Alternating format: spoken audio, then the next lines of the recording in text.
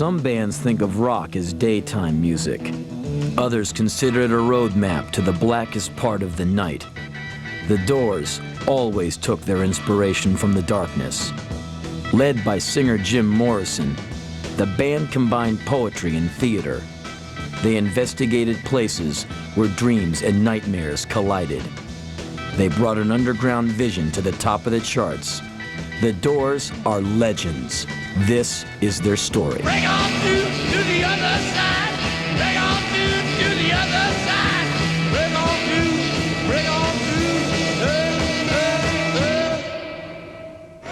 to. During the early 1960s, California was a hotbed of rock and roll. The Beach Boys set the tone for a lifestyle of fun, fun, fun. By mid-decade, San Francisco is a haven for the hippies and their smile-on-your-brother attitude. But in Los Angeles, the Doors left flower power to rot on the vine. They looked for truth by moonlight. Separating themselves from hippie values of optimism and community, the Doors created one of rock's most ominous sounds. At the center was Jim Morrison, a film student and aspiring poet. In a theatrical moment, he called himself the Lizard King and told journalists that the Doors were erotic politicians. I think these days, especially in the States, you have to be a politician or an assassin or something to really be a superstar. Like the Stones in the Velvet Underground, the Doors flirted with danger. They stood for investigating the extremes of every situation. We want the world and we want it now. Right, Mama? Now.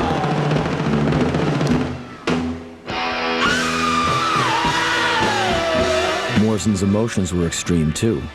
He could be cerebral, he could be derelict. The tension between the two sides was explosive. He reacted against all forms of authority.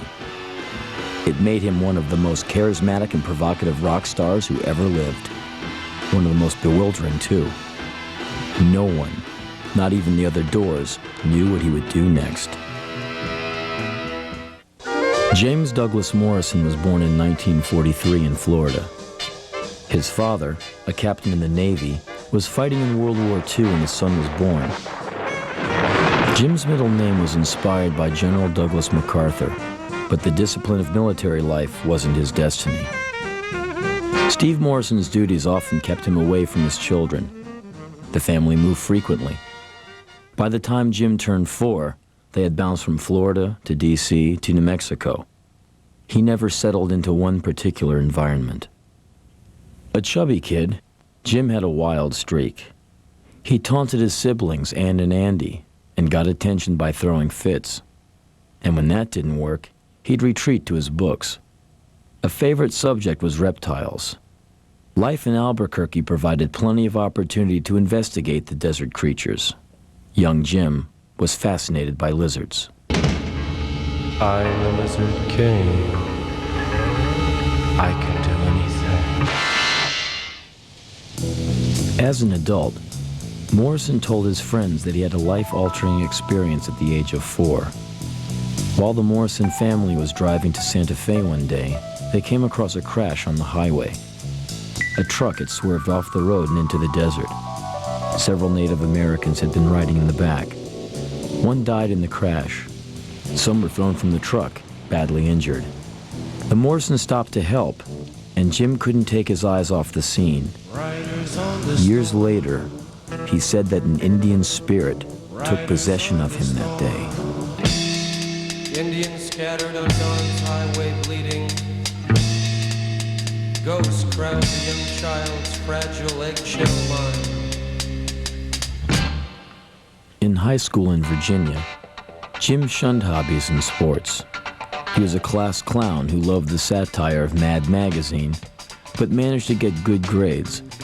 An IQ test placed him in the genius range. He investigated philosophy, mysticism, and art. Jack Kerouac's On the Road was a favorite book. Morrison was attracted to an anything-goes kind of freedom. Soon, Nietzsche was also on his reading list. He often rebelled against the middle-class life his family lived. Jim relished the chance to be on his own in college. First, he went to school in Florida, where he read incessantly. He was intrigued by texts that dealt with the psychology of crowds. At one point, Morrison urged some friends to help him start a riot, just to see what the outcome would be. They declined. Against his parents' wishes, he transferred to UCLA to study film. He told his friends that film was where the unconscious part of life was most eloquently expressed. Morrison was taken with two kinds of motion pictures, surrealism and cinema verite. He was fascinated by the difference between sensual dreams and blunt reality. Jim made one film while he was at UCLA. He got a D on it. He fell in with several students who were dedicated to art, and some who made an art of partying. One pal was in a band with his brothers on the weekends. His name was Ray Manzarek. Ray liked Jim. He thought Morrison was witty, devilish, and smart. Manzarek's group, Rick and the Ravens, was a bar band. They did tunes like Louie Louie, and they'd invite fellow students up on stage to sing along. One night at a local bar, Jim joined too, but he was shy and didn't do much more than shake a tambourine.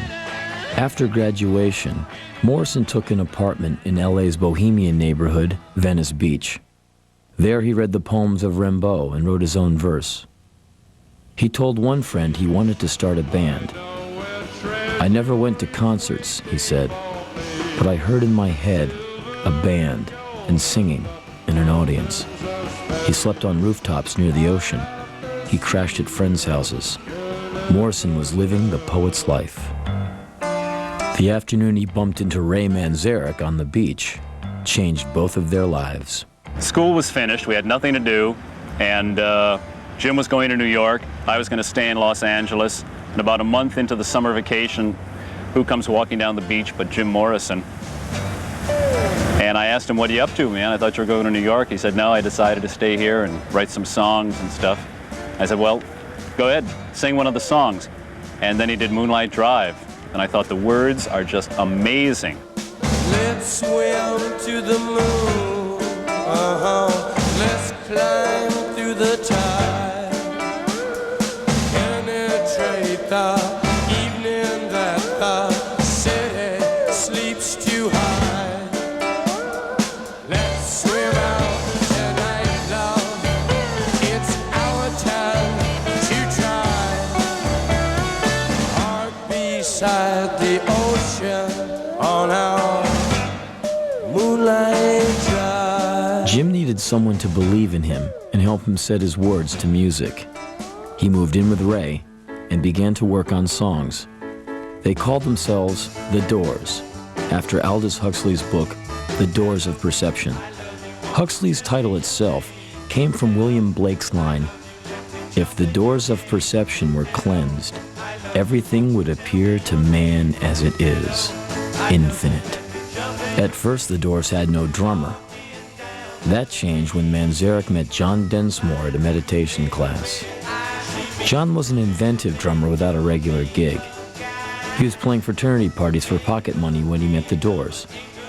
Together with a bass player, Morrison, Densmore, and the Manzarek brothers cut a demo tape that included Moonlight Drive, Hello, I Love You, and a tune called Go Insane. Columbia Records signed the group, but then dragged their feet about recording sessions. It was clear the band was not a priority. Disheartened, Ray Manzarek's brothers went back to their day jobs. It looked like the Doors were finished. In fact, they had not yet started. In the next remarkable year, the Doors would bring Jim Morrison's vision to life.